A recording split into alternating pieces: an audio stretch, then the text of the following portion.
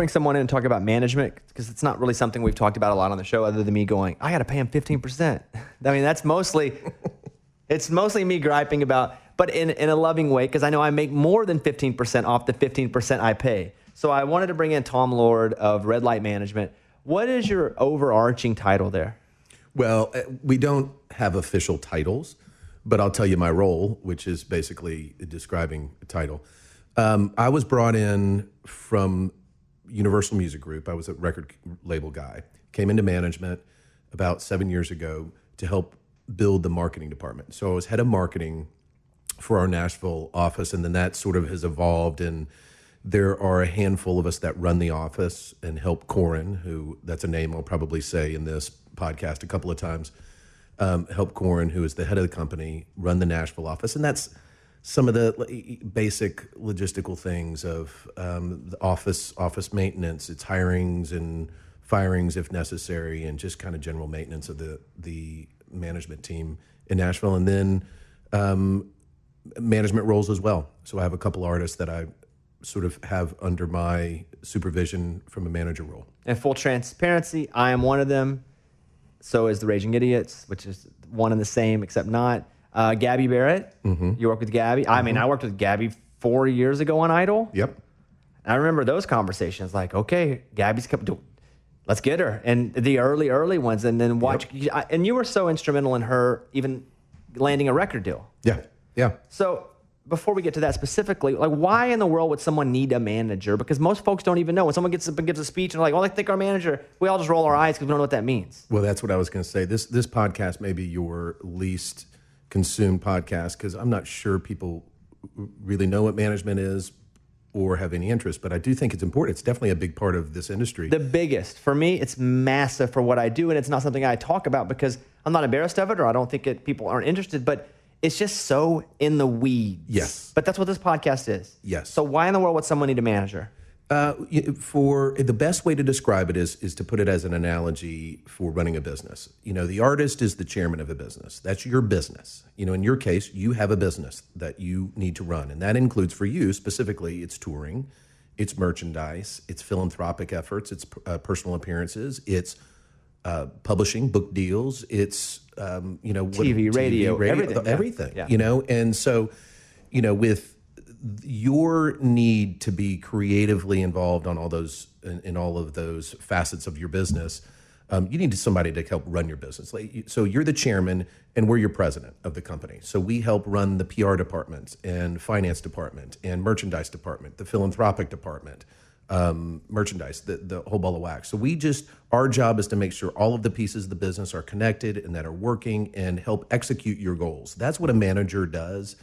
And you know, we're in the weeds with everything. You know, when we try to keep the artist out of the weeds, but all of it is with their direction. And we come, as you know, in the case with you, if there's anything that comes up, we don't sign off on it unless we know that's something that you would sign off on, or we come to you and ask specifically for your yes or no on certain things. So that's really the role of the manager, if that answers that right.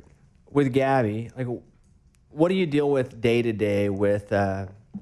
She's got a #1 song, but a pretty new artist in country music, because I would imagine that's a lot different than someone who has been around for a bit. So what is it in the Gabby process that you're dealing with right now? I'll start with when I first started working with Gabby, what that role was, and then kind of where it is today. When I first started working with Gabby, you know, some of it was just even pretty basic education about Nashville in the music business, because that's the other thing I think a manager is important for an artist. Is an artist generally walks into becoming an artist, or you know, sort of declares that they're going to become an artist, but they don't know the facets of business. They don't know the avenue. They don't have the roadmap to be able to navigate a label conversation and a publisher conversation, and who's the right merchandise person, or the booking agency, who are the right people that I need to talk to. So that is what the experience of a manager has and helps bring to the table for an artist, and that was for the case with Gabby, or in the case with Gabby early on. She came out of American Idol, and that is an amazing platform, as you know, and are deeply involved with. It's an amazing platform to build an audience, but it doesn't necessarily guarantee you the record deal and the publishing deal or merchandise deal or get on a tour, et cetera, et cetera. And so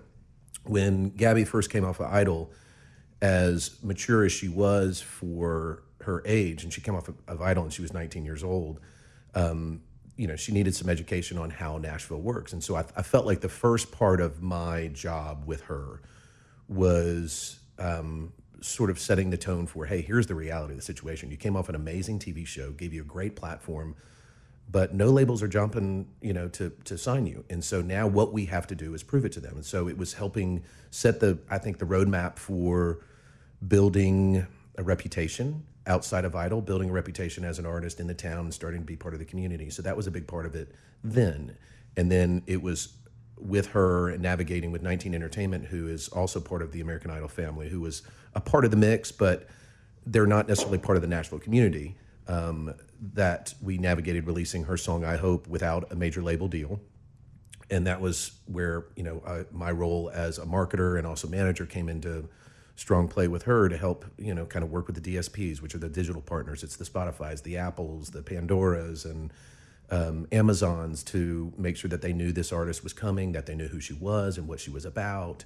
Finding a PR person, it was sort of building the team. I think that was a big part of it. Building the team was another part of the early roles. And then we get the major label deal, and then then we release the single out to terrestrial radio, and it has done tremendously well.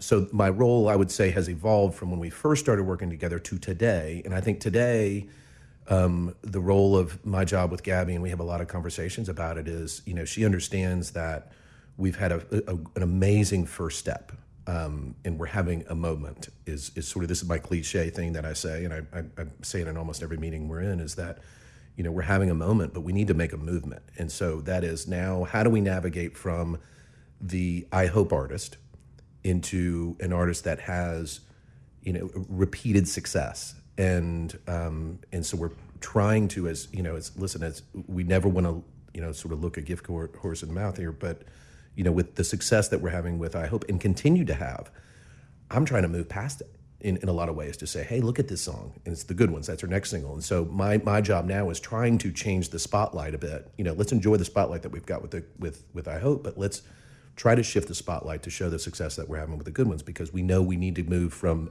this moment. There has to be a maturation. That's exactly right. With an artist like Chris Jansen, who I know you're involved with, Chris and Yep. Kelly. Kelly's his manager, his wife, and you're also involved in Chris because he's at Red Light as well. Obviously, he's a lot older, had been around a lot longer, had been in Nashville way before you got involved with Chris. So how is that different situationally with Chris than with Gabby? The approach is very different. With Gabby, it is, you're building a introduction. It's a first impression that you're trying to build, and that has a strategy to it. You only have the one time to make a first impression, as they say, and so for her, it's building the right first impressions. For Chris, there's at least some history there that you're able to jump into that because Chris had previous management, and as you said, had different record deals, and when he came over to Red Light, and so what we're able to do in that case is sort of look at the history and go, okay, let's look at what you have done. And now you've already made an impression in the marketplace. And is there anything with that impression that we need to change? Do we need to evolve that? Do we need to grow that? And I think, and I think it's okay to say this because it was definitely my strategy when first working with Chris. And that was kind of building, again, sort of repeatable success, because I think there was a impression with Chris that he was the surprise hitmaker with Buy Me a Boat. And the reason I say surprise hitmaker with Buy Me a Boat, because he had a couple of record deals. And at some point in this industry, love it or hate it, sometimes the industry churns you out. After you've had a couple of record deals, you've sort of lost your opportunity. And Chris released Buy Me a Boat independently. This is even before signing with Warner, released Buy Me a Boat. And it just, with the help of Bobby Bones Show, plug, did you get that plug? With the help of Bobby Bones and the Bobby Bones Show, put him back on the map.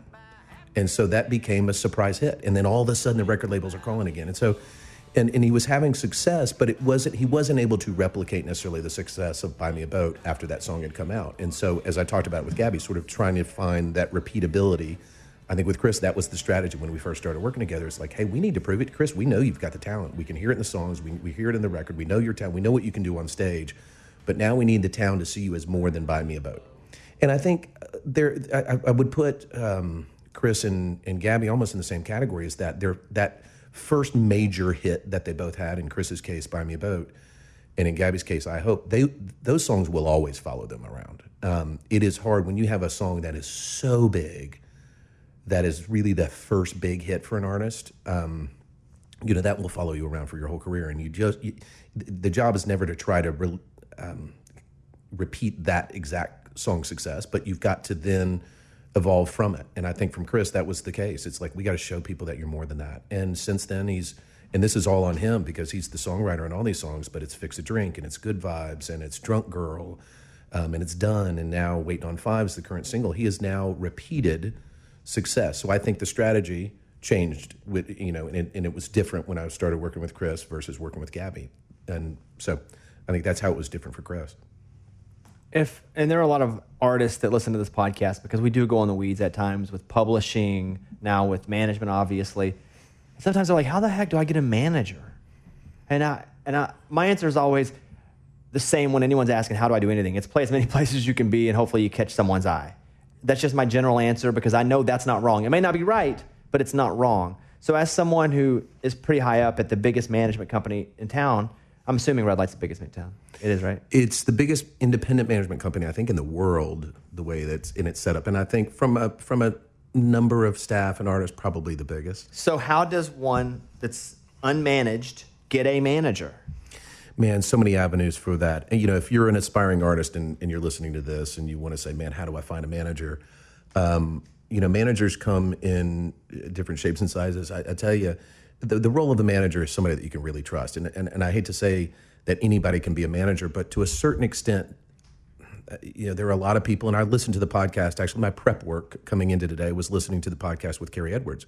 She wasn't a manager when she first started working with Luke, but she was somebody that believed in Luke, and Luke trusted, and they had built a rapport together and, just found that sort of synergy to lean on each other. And, look at the success that they've had, and she is his manager still today from the day one. But she didn't start that way. She was the publisher, and prior to that, she was at a record company. And so I think you can find a manager in anybody, but that you trust and that you've built a relationship with. But I think from my perspective, we get sort of recommendations from artists, from attorneys, from publishers, from record companies. We get recommendations a lot. That's how we find artists mostly. Is from the publishing community or from the booking agents that have seen an artist out on the road. If you're an artist and you haven't necessarily built those relationships, to be honest with you, I don't know that you need managers. Probably not the first move that you need to make. You don't need to go, hey, I need to go get a manager and then I can build everybody. I think probably you start with, if you're a songwriter, you start in the songwriting community and you build your relationships with the PROs, and that's a BMI or ASCAP or CSAC, and then they help develop and build relationships into the publishing community. And then once you build into the publishing community, that starts to build out your team, and that's where a manager really is a valuable part of the team. It's probably not the first team member you have in most cases. It's when you're at a level where you're ready to go in the marketplace and you've got to make some of those decisions and pitch to the labels and kind of make the touring moves, that I think the manager is probably the most important component of your team at that point. Well, to shift the question just a bit, how in the world do you get to be a manager? Because again, we have those people too who are working entry-level jobs, or they're artists who don't want to do it anymore and who maybe had it busted through and they're like, hey, I think I just want to manage. And people may come to you like, how do people become a manager? Well, I think what makes you a good manager is experience. In something? Well, that's where I was going to go with it. I think in something. I mean, I think this is such a small town in some ways. And when I say it in town, I'm referring to Nashville mostly, is that it's just such a small community of people, and we all learn from each other. We all work really well together, and we all get along for the most part, I think. It's fair to say. It's finding the avenue that...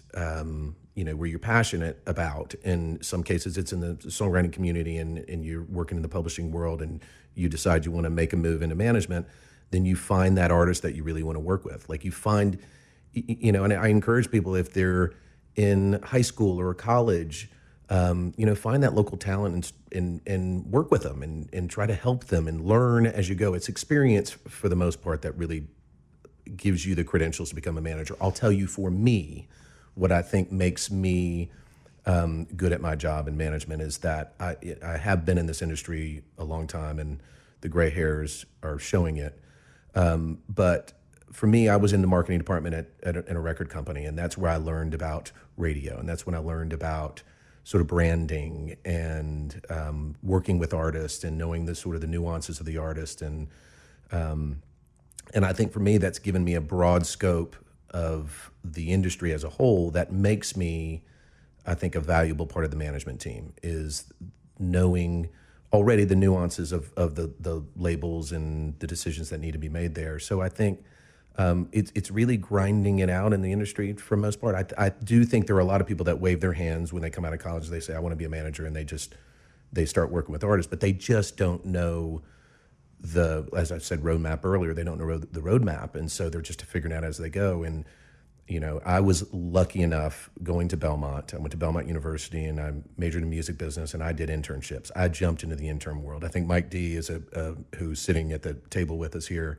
is a glowing example of it. You just got to get involved. And as soon as you can, if you want to be in management, it's getting an internship. And working in the management community and learning and just growing, and then you become an assistant within the management community. Then you become a day-to-day manager, which means you're basically you're handling the calendar, and you're making sure that the days and the minutes are being taken care of, and that the artist is where they need to be. And then you kind of grow into a more strategic manager and become a manager and have a roster of your own.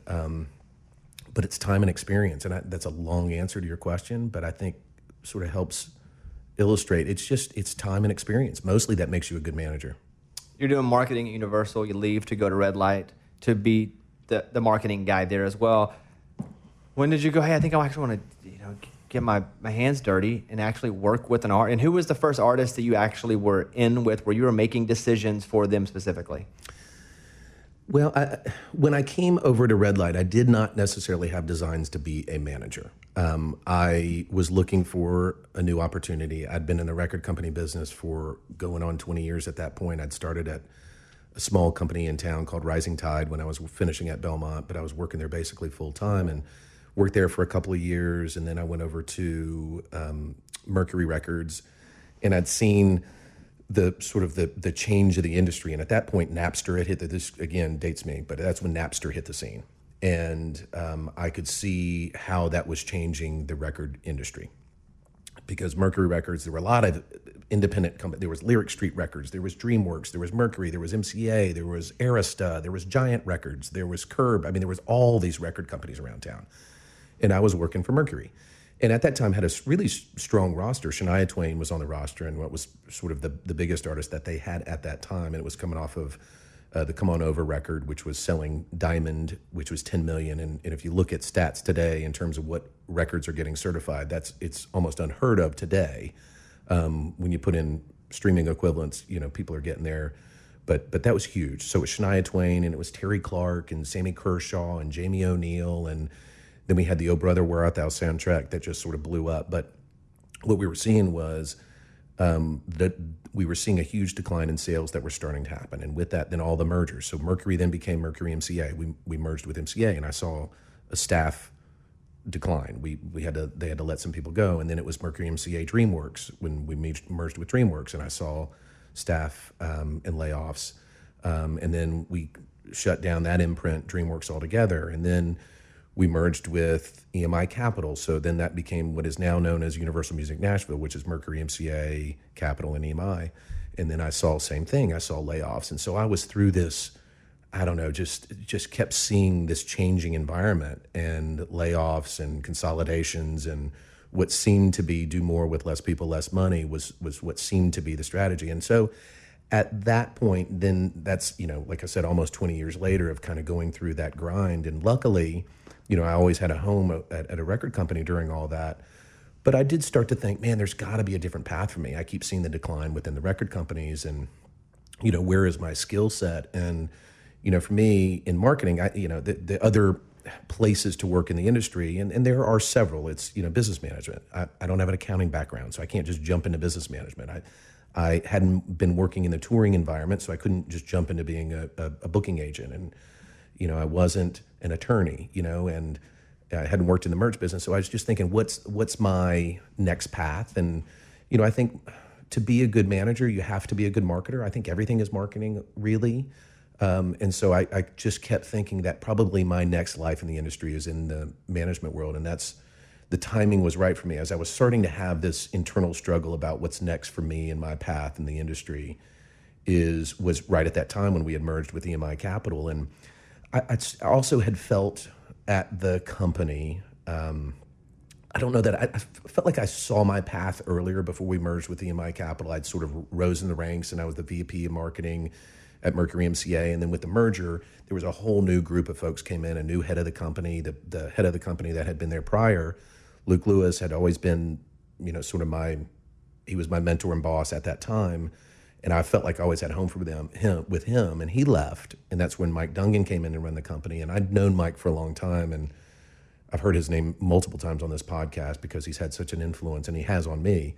But still, he wasn't my guy necessarily. And so then I had to adapt into this new team. And I didn't feel like I necessarily had my long-term path at this new Universal Music Group company. And so I was keeping my eyes and ears open. And that's when I think seeing some of that change in the industry, Corin Capshaw, who was the head of Red Light, had heard my name. And actually with a colleague, one by the name of Mary Hilliard, had mentioned my name to Corin because he was looking to expand the Nashville office. And the reason he was looking to expand the Nashville office was kind of the same reason I was looking to leave the record company, because he had seen the trend of the record companies. And if you're having a management company, you put a lot of your hope and trust in the manpower that you expect to succeed with an artist with the record company. You're hoping the record company has the resources to really support your artist and break your artist in the marketplace. And he was seeing that trend, managing artists. He was seeing that all these record companies that we were signing our artists to, a lot of these record companies were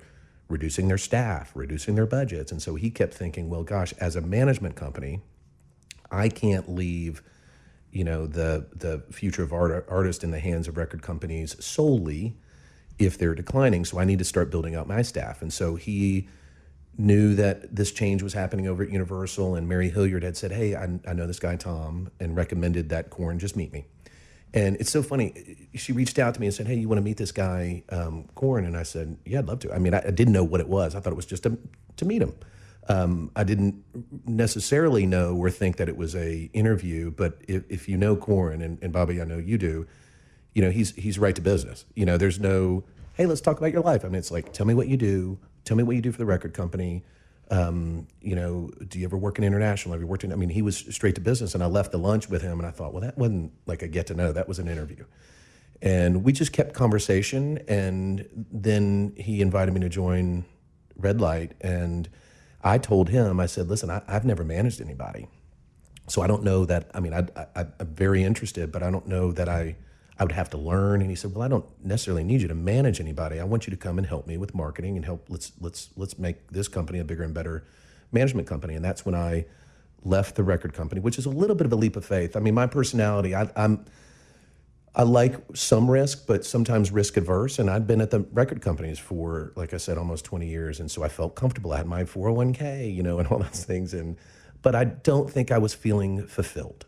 And it was my wife who said, Tom, listen, I think you need to make a change, for your own self personally, but also professionally. And, I love my former employees and colleagues over at Universal and all the record companies I worked with, but that was the best move I could make. I immediately felt more fulfillment and enjoyment out of management, and I just really got the bug, and I started to really understand it more. So to answer your question, this is a long answer to your question, but you asked what made me decide from marketing to get into more specific artist management. I think it was learning more about what that business is. And when I was sitting in the seat of the record company, I felt like we were the only ones doing the work. And you'd hear people at the record company complaining and saying, man, what's the manager doing? I feel like we're doing all the work. And then when I started working at the management company, I realized what goes into artist management. It is a sometimes thankless job, not with you, Bobby, but sometimes thankless job, but it's 24/7. It's all the time. And we're dealing with the record company, but we're also dealing with something in their personal life. We're also dealing with like I said, they're touring and the merchandise and their PR issues or whatever it may be. And so it is a constant thing. But I've found, I think it is a part of my personality, is I sort of thrive in that chaos. I really loved it. And so having been at Red Light for a while, and in my role of kind of overseeing marketing, there were a couple of artists that had started to join the Red Light team, but didn't necessarily have a specific manager that we're working with, or had been working with a manager, and that relationship, for whatever reason, just didn't work out. And there was a young kid, and this was sort of my first quote-unquote artist that I started working with, and it was a young kid by the name of Adam Sanders, and he had a hit with Cole Swindell. He wrote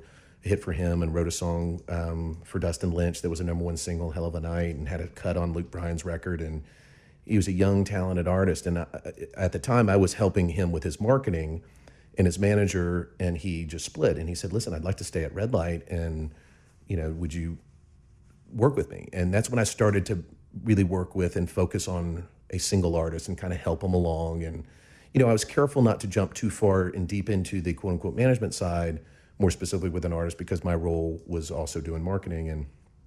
And but I just loved that ability to focus on a single artist. And I think that's the one thing in my role in marketing. It's hard for me to get really entrenched into the day-to-day with the artist, because there's so much going on in an artist's career, and that's what the manager in the day-to-day is doing. And so I was sort of flying at 30,000 feet with a lot of these artists and joining in a marketing meeting with them and able to offer some suggestions or ideas. But, I didn't feel like I was, having that direct impact on their day-to-day. And I think that's what gave me a little bit more of the bug to say, man, I'd really like to do that with a few artists that I feel passionate about, or people that I feel passionate about.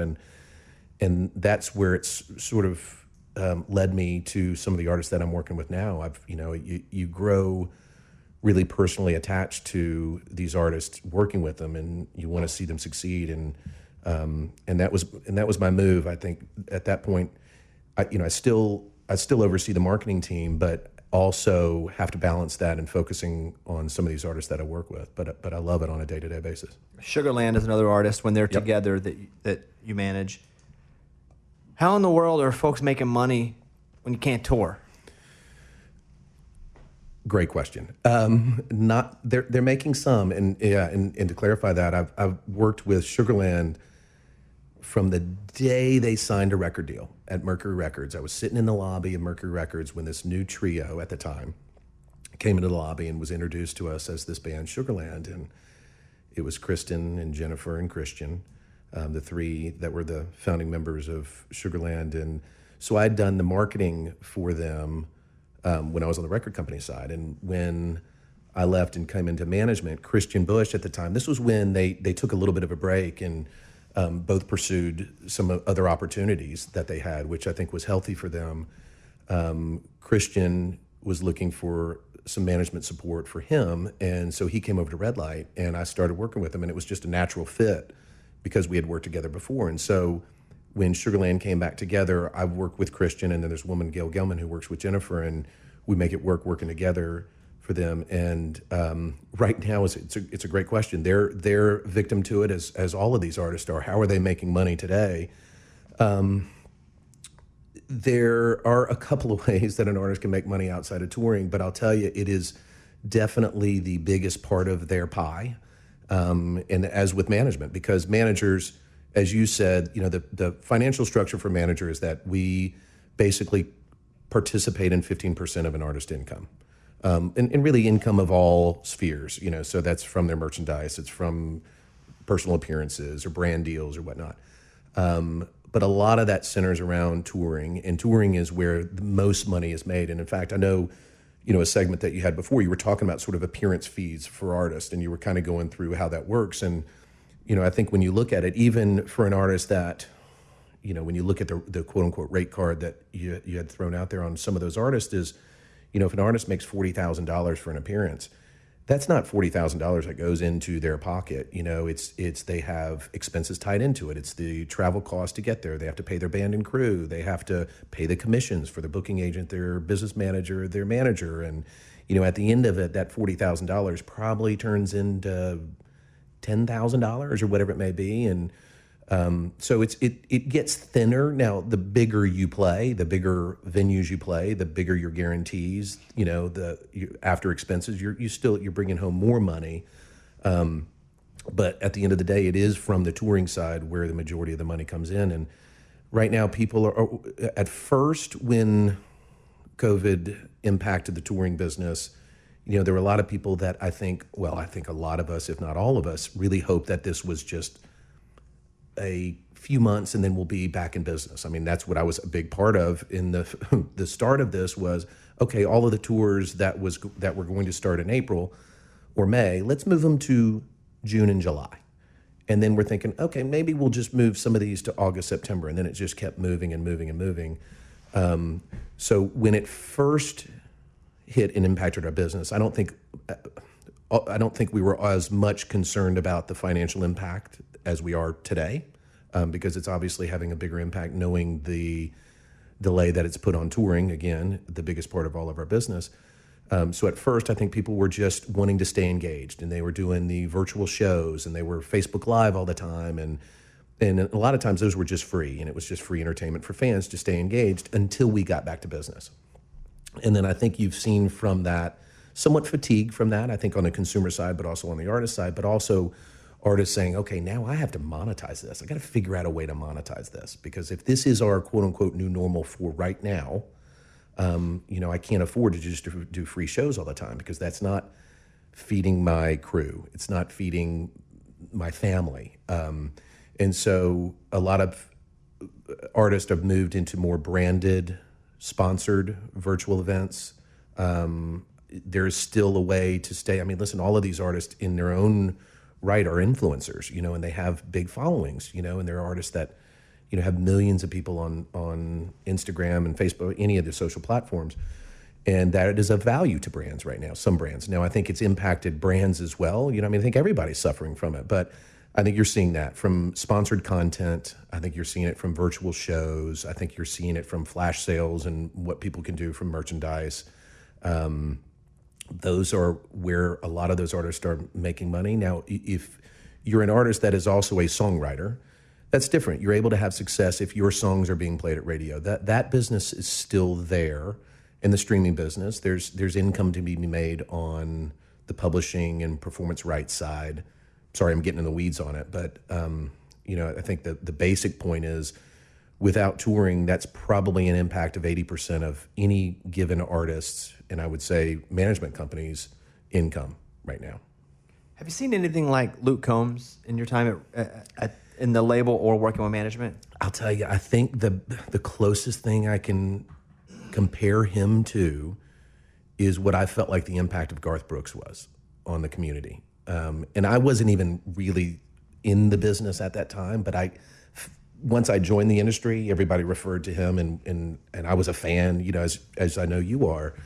But man, he hit the scene and hit it fast. It's Much Too Young to Feel This Damn Old, which was great, but then it was Friends in Low Places and Unanswered Prayers and Thunder Rolls and all of it was just hit after hit after hit after hit, almost like the Midas touch. Everything he touched was gold, and I can compare a similar impact to the way Chris Stapleton impacted, but I can't even put those two together, because Chris had been around this town for 15 years. He was in the Steel Drivers and the Johnson Brothers. I mean, he had already been in the industry for some time. Luke seemed to come out of nowhere and is categorized, and I think rightfully so, as a superstar. He is a superstar now. So to answer your question, not necessarily. I mean, I think you could, Shania Twain, but she had a record before she really hit, when she partnered with Mutt Lange, and then that's when the Woman in Me record came out, and Whose Bed Had Your Boots Been Under, and then it was a rocket ship then, but it wasn't quite the same immediate impact that I think Luke is having. What about Aldean? Aldean, I guess a little different, because well, now that you say it, he had immediate hit with his first single. The only person I've heard... Hicktown was his first single? Yeah, it was. Yeah. The only person I've heard compared to Luke Combs in this generation, because Garth is the one right before us. Yeah. Is Aldean. that's probably a good one. And I remember, because I was in the industry when that happened. And I think what surprised people most, was that was an independent record company. This was a new record company. Benny Brown had started with Broken Bow Records, and here was this, new kid that hit. And you're right, it was hit after hit for him. I think Luke's trajectory, at least it seems perceptually for me right now, it seems to even has sort of exceeded that. But I think that's a great example.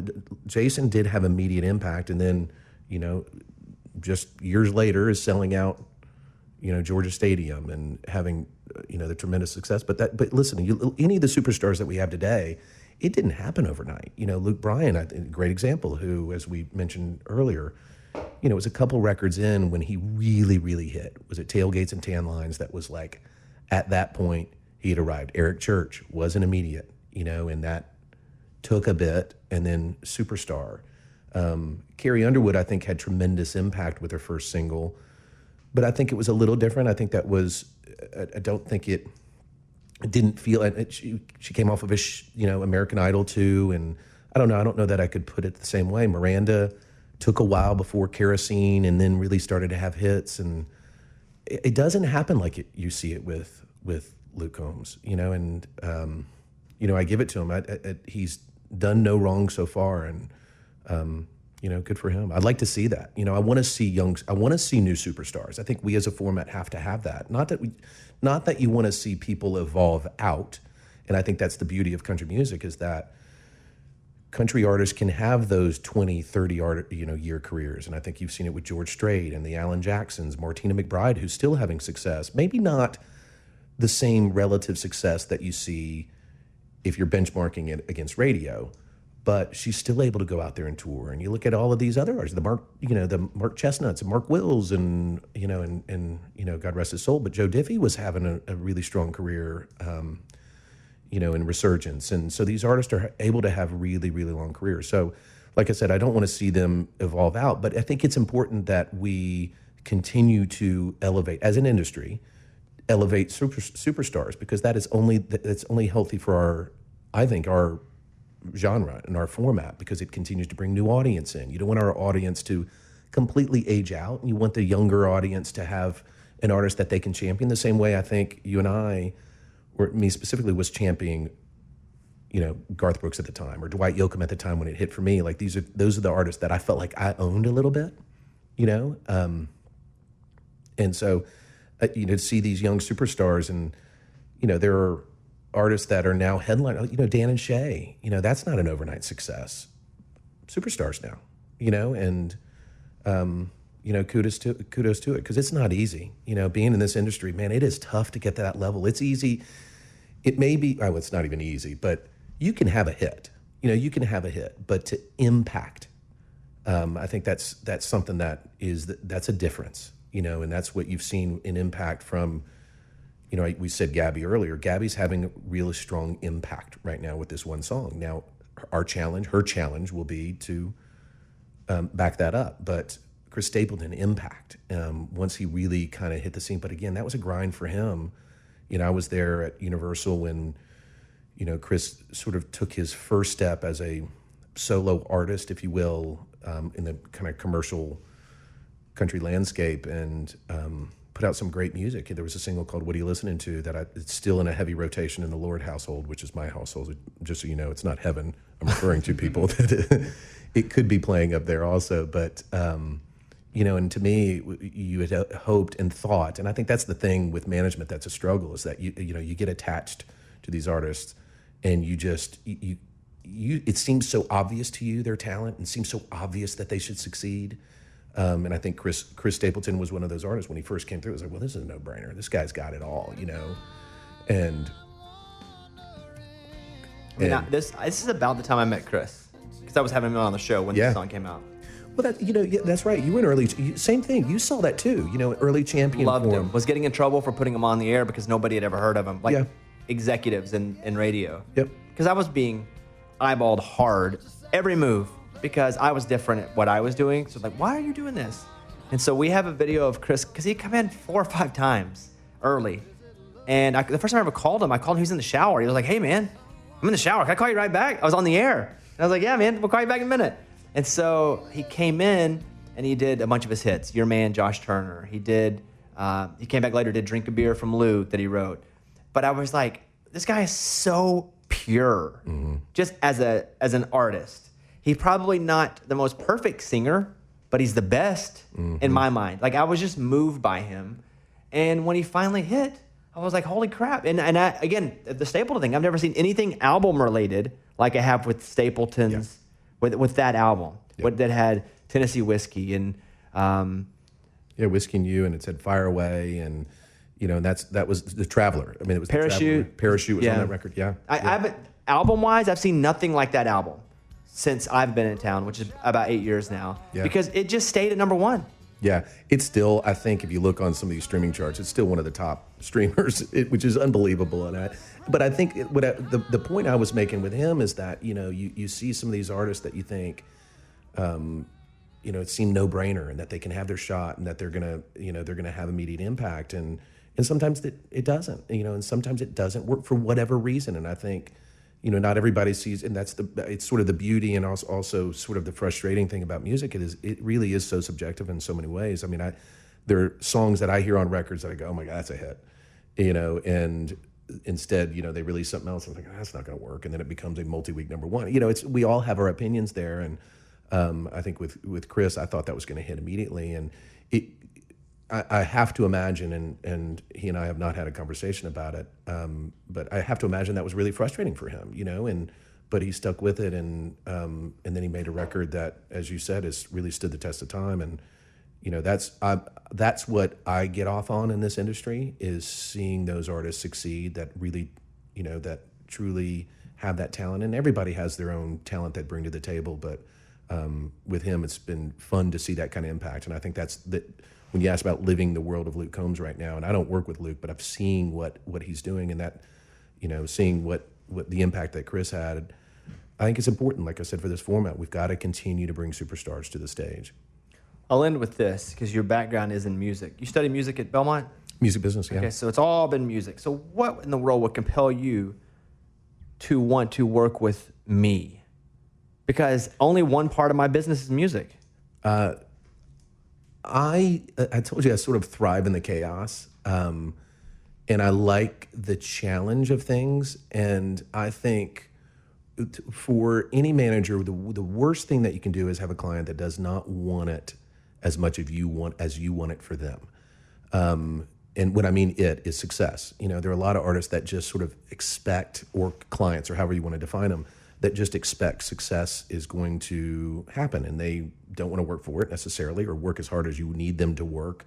When we first worked together, or started working together, I think you challenged all of us internally in sort of laying out what your goals were, and it wasn't just to be status quo, and it was to elevate, and it was to write a book, and it was to have a TV show, and it was, you've always aspired for more, and that's a big part of your personality, and that really that ignited me, I think, is where I was going with it. I think I was drawn to your desire to keep growing, and I like to think that we have a fit just personality-wise. Like I just liked you. I liked you as a person and wanted to see you succeed, and I got it. Like I understood it. Like, and I don't know. That's what really compelled me to work with you, is seeing your drive and to see you want to succeed, and you're not satisfied with the status quo, and you want to try different things, and that just keeps me growing too. And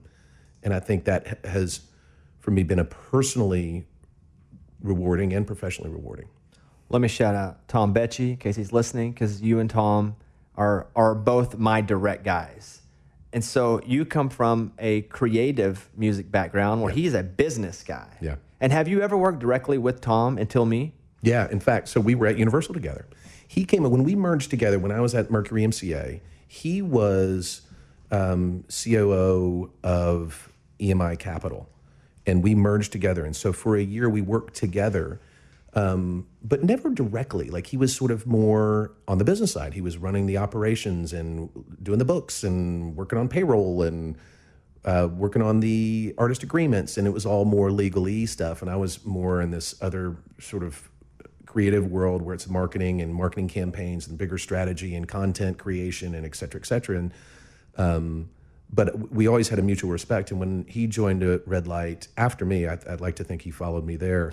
When he joined, we both had a role at Red Light that was different than others. He was helping with more of the operational stuff, and I was helping more of the creative stuff. And so we just found ourselves working together. And I think that's what you want in a management team are people in your team that complement each other. And you described it. He brings strengths to the table that I don't have. Far more. No, I wouldn't say far more. Far more strengths. Far more. I wouldn't.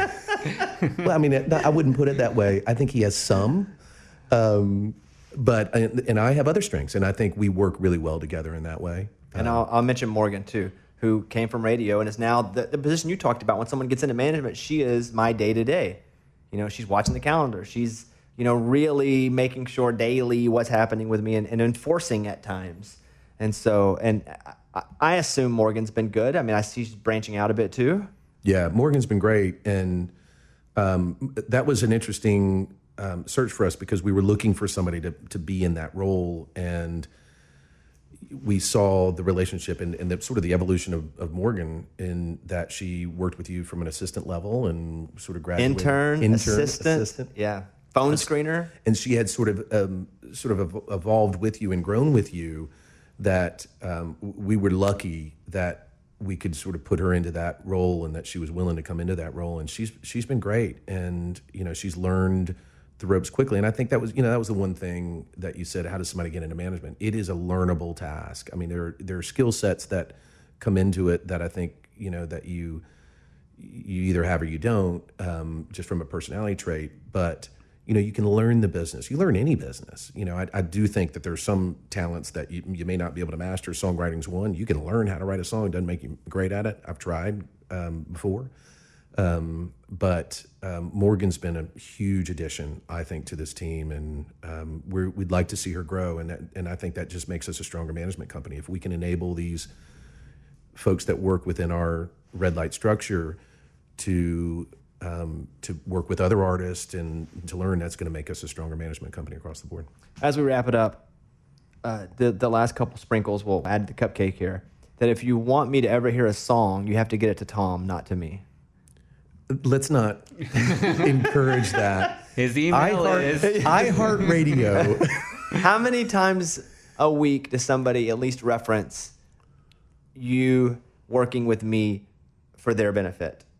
It's growing by the day. I've had a couple within the last 7 days that have been, hey, you work with Bobby, right? And I said, yeah. So can you get him this record? and I think again, it's the relationship that a manager and client or artist have is a trust thing. Like our relationship is built in a different way. It's built on me working with you in your career. I'm not in the programming business with you. I'm not in the radio business with you, and I don't pretend to be. And I would never. And I think that's a part of what you have to balance as a manager is that you can't abuse that relationship.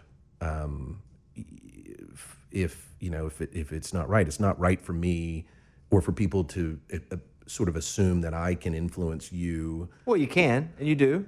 Well, we have conversations about artists, Sure. but the way we do, there's some artists that I've championed and you've said, man, I'd really like that artist. The same way you do for me. You come to me and say, hey man, what do you think of this artist? And and I discover artists that way too. But yeah, I try to respect that with you. It's like, I'm not a radio rep and trying to get, everybody's singles played on the radio and influence you. And I try to, respect that with you. Mike, anything you'd like to ask Tom before we wrap it up? I feel enlightened here. I'm sure you do. Again, this is going to be the most consumed podcast. I don't know what the records are. The over-under for this is 7 streams. Yeah, 7 people. Literally 7. Okay, that's my mom, dad. It's me listening back 3 times. It's Stephanie, my wife. The big takeaway here is, much like everything else in the music industry, there isn't an exact key that goes into the exact hole. You kind of got to figure it out by Jimmy and the lock sometimes. You do, and follow up. I mean, whether it's the music industry or anything else, it's just following your passion. Listen, that's the reason I'm in it. It's not because I just was looking for a gig. For me, coming out of high school, good. I'm glad we can extend the time here. Sorry, guys, I'm going to take another hour here.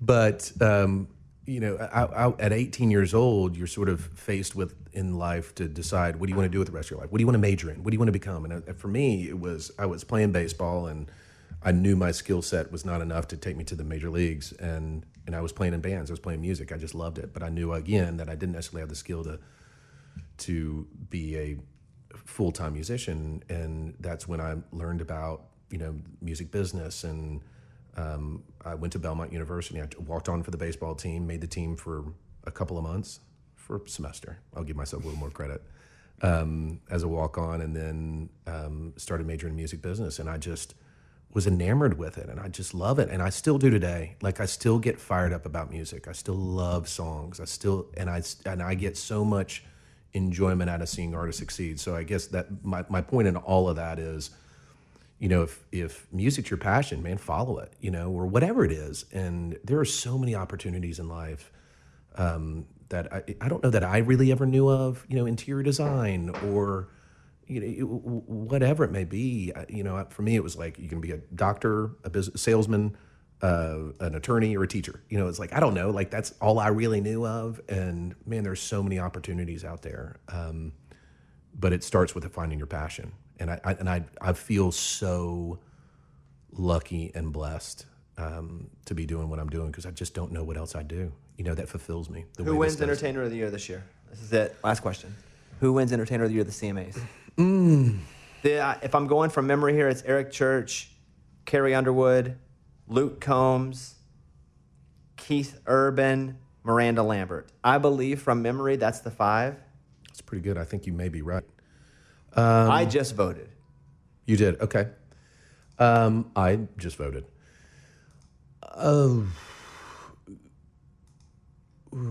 Who wins? It's a tough one. It's a tough one. Because, you don't agree. You'd have to agree with what I'm saying. I think Luke Combs probably should win. Mm-hmm. I think that this community sometimes penalizes people for being too big too fast. Mm-hmm. Like, hey, wait your turn. I agree. You saw that with Dan and Shay. I agree. Did you say Miranda Lambert? I did. Yeah. Okay. I think Luke Combs should win.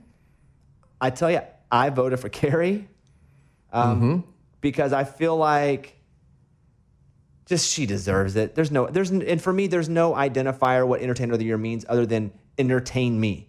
So TV, sketch comedy, Instagram, your radio hits, your tour, full encompassing entertainment is what that is to me. And that is why I voted for Carrie, because to me, she's the most that. Mm-hmm. She doesn't have the radio success Luke Combs does, at least not last year or the last 2 years. But there's no wrong answer, because if Eric Church wins, you go, I get it. That's where I was going to go with it, is like, man, I don't think there's a wrong vote there. And I know this is such a political answer, but I sort of live in a political world in my business. But there's no wrong answer to that vote. And the reason, because I think they all deserve it for different reasons. Luke Combs, I don't disagree. Probably on paper right now, if it was stat-based, Luke Combs would run away with it. Deserves it. And I don't think anybody would go, but I do think you're right. People reward people, or the voters reward artists that have also put in more time. And I have to say, what Eric Church has done over the last couple of years blows my mind. That he plays a 3.5, 4 hour set by himself. It has 3 different, like, he plays a full band show, then breaks it down and does an acoustic set and then comes back out. I mean, you want to talk about Entertainer of the Year, if it's based on that, that's a lot of work. And some people do base it on touring and how entertaining you are live. That's correct. Fair. That is correct. Carrie Underwood, who has been hit after hit after hit, consistent, and when you talk about entertainment, I mean, her styling and her graphics, I mean, all of that, I think, again, deserves it. Miranda Lambert, don't count her out, because that's another one who has consistently been a stalwart in this industry and continue to have success. But also, what I've seen with her is sort of lift up other artists, and I think that is recognized by the industry. I've gotten in, we could have a whole nother conversation about voting and who to vote for and why to vote for them, because I think that's what I've sort of argued and this is a little bit in our backyard, red light that is, but like with Luke Bryan, and I referenced him again earlier, where I think Luke Bryan has been that artist, you know, and everybody said, well, you got to vote for Garth Brooks. He sells more tickets. I get it. Garth, who nobody can deny Garth's, you know, reason for winning Entertainer of the Year, and I think well deserved. But from Luke, who entertains people with consistent singles at radio. I mean, consistent #1 singles at radio. Amazing, just entertainer and personality. Idol. America. That's where I was going to go with it. You want to talk about entertainer? That's why Carrie has my vote. Yeah. But again, there isn't a specific rule that dives into why you should vote for a single person. That is correct. It's almost like obscenity by the FCC. There is no rule on what's obscene. Right. It's just whatever your community feels is what it is. And if they get irritated and they complain, then we may fine you. Yep. You're just like, give us a rule here. Totally right. There's no, that's, you wish that there was a more specific benchmark to it. I mean, it's overall entertainment. What is that? How do you define that? And that's why, for me, I've sort of been standing on the box for, you know, Luke Bryan for. I agree. He got screwed over. Yeah, and for the last couple of years, he continued. He just won too much. I'm telling you, he won too many things. He got Angelina Jolie. They started taking her off in front of magazines because she was winning every hot award. Right. And then nobody wanted anything to do with her because she was plastered all over everything else. Yeah. And I think Luke had to suffer his success. I think you're right. And, you know, at the same time, I like to see new names in the category. So Luke Combs, let's say Luke, the other Luke, took Luke's spot, let's say. You know, you can't take that away from him. He deserves it too. Absolutely. I think Dan and Shay could have been put up there. I think Dan and Shay could have. You're talking about people that are getting screwed over a little bit in awards. Because awards are very political. I think Florida Georgia Line gets dicked over a little bit. I was just about to go there. Like, because they're massive. They put out such quality as far as generally people love it. Correct. And they're not recognized by the community of voters as much as they should be. That was the example that was in my head too. And I have championed them for a bit too, because there's some great duos. I think Brothers Osborne, who's amazing, and you know the industry really loves and has championed them. Dan and Shay, hard to argue that they shouldn't win now too because of the success that they've had. But prior to them, and even sort of compared to Brothers Osborne, Florida Georgia Line was putting up the numbers. They were putting up the numbers, whether it's touring, whether it's the radio hits, the consumption numbers. You know, Meant to Be was one of the most consumed songs. A Cruise, for God's sakes, it was one of the most consumed songs in the history of country music. But for whatever reason, wasn't getting the vote. And so you're right. It's not always who deserves to win. But again, that's a little subjective too, as we just said. It's all subjective. If it wasn't subjective, I'd be hosting the CMAs, but it's all subjective. Robert? Yeah, Robert. All right. Sarah? Tom Lord, thank you very much. We've been here for 7 hours. Wow, who knew? I've asked only two questions. It felt every bit of it. Yeah, it felt every bit of it. All right, thank you. Thank you. Hey guys, it's Bobby Bones. Welcome to the channel. If you're new to the channel, subscribe and then go check it out. A lot of artists, a lot of songwriters, a lot of music. Welcome to the Bobby Cash channel.